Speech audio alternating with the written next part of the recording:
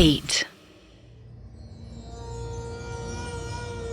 विक्रम ने अपनी मुरझाती आंखों से अपनी मौत को पास आते हुए महसूस किया।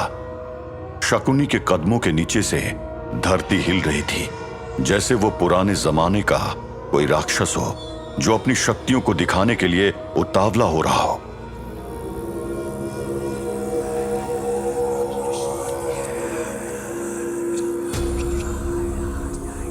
उस उजाड़ मंदिर का माहौल और भी भयानक हो गया।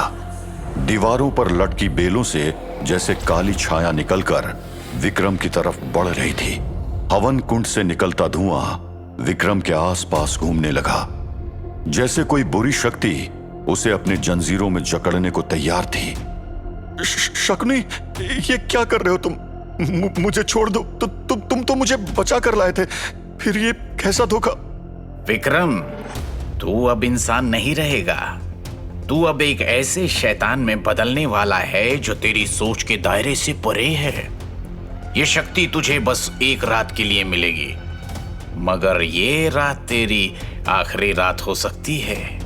विक्रम की आंखों में डर बढ़ गया, लेकिन उसके शब्द उसके गले में ही अटक गए।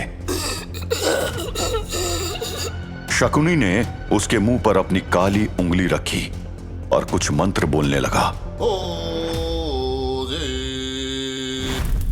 हवन कुंड के पास रखे हुए उस भस्म को शकुनी ने विक्रम के शरीर पर फिराया। जैसे ही उसने भस्म के 2 चिलके उसके गले पर रखा, विक्रम के शरीर में जोरदार कंपन होने लगा।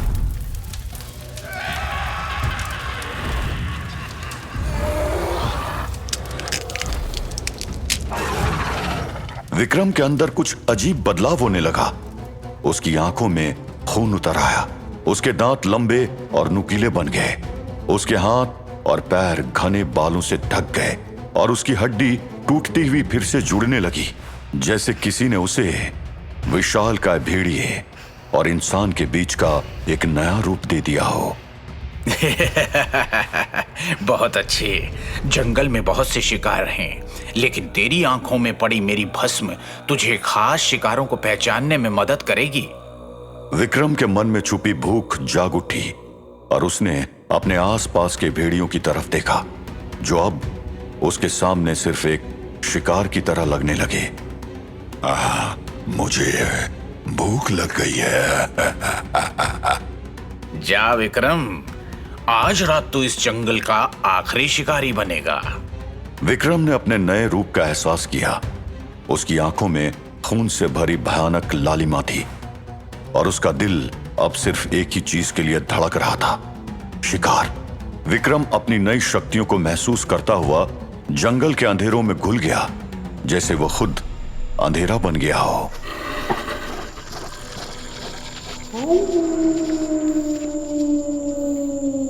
जंगल अब पहले से ज्यादा डरावना लग रहा था। विक्रम अपने नए सेंस का इस्तेमाल करते हुए अपने शिकार को ढूंढने लगा। उसके नाक में एक अजीब सी गंध घुसी, जो इंसानी खून की थी। एक मुसाफिर जो अपना रास्ता भटक चुका था, जंगल के उस हिस्से में घुस गया जहां अंधेरा हर वक्त कायम रहता था। उसने अपने आसपास के पेड़ों को देखा, जिन पर लगे काले पत्ते उसके ऊपर गिर रहे थे, और हर जगह एक अजीब सा सन्नाटा था। उसने अपने दिल की धड़कनों को तेज होता महसूस किया। विक्रम अब अपने नए रूप में भूखा राक्षस अपने शिकार की ओर तेज कदम बढ़ाता हुआ आ रहा था। हर एक कदम के साथ जमीन कांप उठी थी और रात का सन्नाटा और भी गहरा हो जाता। उसके नए रूप की गर्जना से जंगल की खामोशी भी टूट गई थी। कौन है वहां? कौन है वहां? एक पल के लिए ट्रैवलर को अपने पीछे एक तेज सांस लेने की आवाज सुनाई दी। उसने मुड़कर देखा, लेकिन अंधेरा इतना गहरा था कि कुछ भी देख पाना मुश्किल था। उस ट्रैवलर ने अपना वायरलेस ऑन किया। Hello ranger 17 Ajit. Hello ranger 17 Ajit, over. लेकिन रिसीवर पर स्टैटिक के अलावा कोई जवाब नहीं आ रहा था। परेशान होकर रेंजर अजीत ने अपने बैकपैक में से दूसरा सेट निकाला।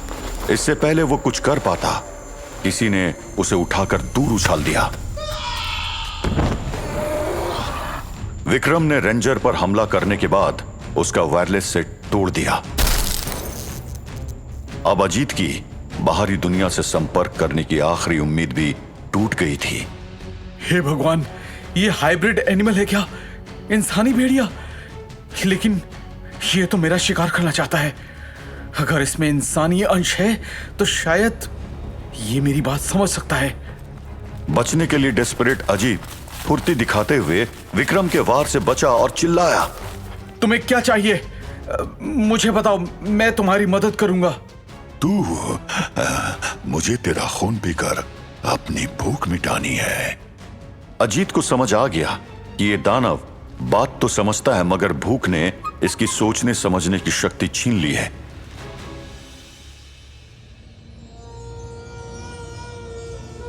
इधर मंदिर के वीरान कोने में शकुनी एक भद्दी मुस्कान के साथ अपनी क्रिया संपन्न कर रहा था। हवन कुंड की आग और भड़क उठी थी। एक अनजानी छाया शकुनी के पास आकर खड़ी हो गई। उस छाया के कदम से मंदिर के कोने में जमा पानी भी सूखने लगा और उसने अपनी नफरत भरी आंखें शकुनी पर टिकाई।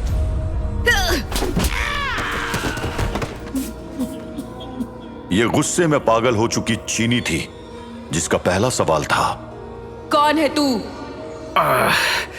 नाचीज को शकुनी कहते हैं परम सुंदरी। मैं एक मामूली सा अघोरी हूँ। वैसे तो मैं बंजारा हूँ, लेकिन इस इलाके से मुझे कई शक्तियों का आभास हो रहा था, तो उनको पाने के लालच में मैं यहाँ चला आया। बता, कहाँ छिपा रखा है अर्जुन को? मैं किसी अर्जुन को नहीं जानता, बल्कि मैं तो तुझे भी नहीं जानता। वो तो तेरी शक्तियों के डार्क ऑरा से कुछ पहचान हुई। चीनी के सब्र का बांध टूट गया। उसने शकुनी को गर्दन पकड़ के उठा दिया। शकुनी सांस के लिए संघर्ष करते हुए तड़पने लगा।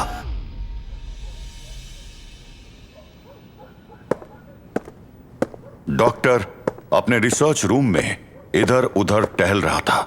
उसके सामने की दीवार पर तानी के देखे कई विजन्स, कुछ क्राफ्ट्स, फोटो एक्सेट्रा थे। कुछ समय से तानी साधना तो कर रही है, लेकिन उसका फल उसे नहीं मिल पा रहा है। जब भी कुछ प्रोग्रेस दिखती है तो कहीं ना कहीं से कोई रुकावट आ जाती है, और अगर ऐसा ही चलता रहा तो हम अर्जुन को कभी नहीं बचा पाएंगे। तानी ठीक होने के बाद अपनी साधना के सफर को जल्द से जल्द जारी रखना चाहती थी, इसलिए उसने ज्यादा समय न गवाकर साधना शुरू की। तभी अचानक हाँ? ये आवाज कैसी थी? क्या कोई छत से घुसने की कोशिश कर रहा है? डॉक्टर ने अपनी आंखें छोटी करके टेरिस की तरफ देखा, लेकिन कैमरास में कोई हरकत दिखाई नहीं दी। फिर भी उसका दिल कुछ और कह रहा था।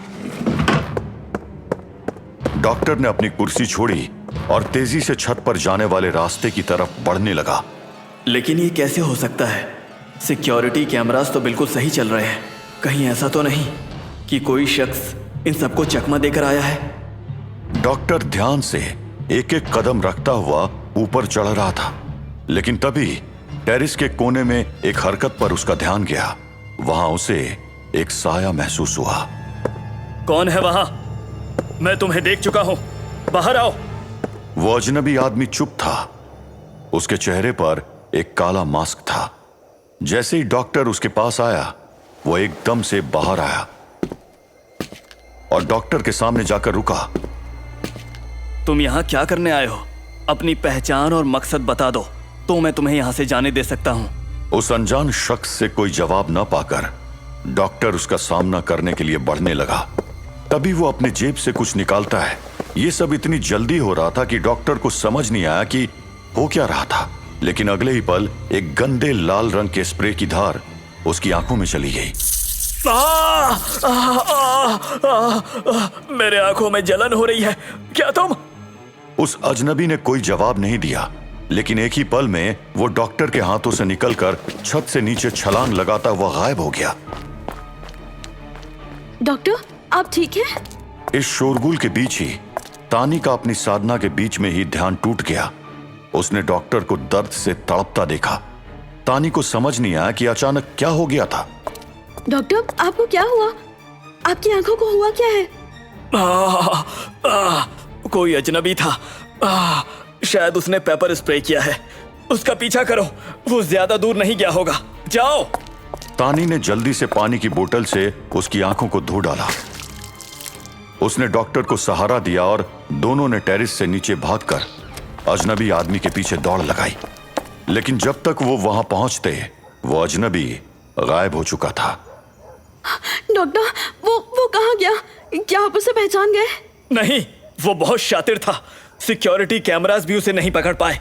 हमें उसका कुछ भी पता नहीं लगा। अचानक तानी को कुछ महसूस हुआ और उसने डॉक्टर का हाथ पकड़कर एक दिशा की तरफ इशारा किया। डॉक्टर, मैं समझा तो नहीं पा रही हूँ, लेकिन किसी तरह मैं कुछ मीटर्स तक उस अनजान इंसान की हीट ट्रेल कर पा रही हूँ। हमें इस तरफ जाना चाहिए। शायद ये भी तुम्हारी साधना की शक्ति होगी। तान्नी, अपना ध्यान केंद्रित करो। हम उस इंसान को अभी भी पकड़ सकते हैं। कुछ देर तक डॉक्टर तानी के बताए रास्ते पर भागता रहा। तभी तानी रुक गई। क्या हुआ? तुम रुक क्यों गई? उस शख्स की हीट ट्रेल गायब हो रही है। मैं जितनी दूर तक उसकी ट्रेल देख सकती हूँ, वो बहुत तेजी से धुंधली हो रही है। इसका क्या मतलब हो सकता है? लगता है उसने अपनी रफ्तार बढ़ा ली है, या फिर वो किसी व्हीकल का इस्तेमाल कर रहा है। अब उसे दौड़कर पकड़ पाना नामुमकिन है। हीट ट्रेल से मिली उम्मीद की किरण एक बार फिर टूट गई। थोड़ा भटकने के बाद निराश डॉक्टर और तानी वापस लौट आए।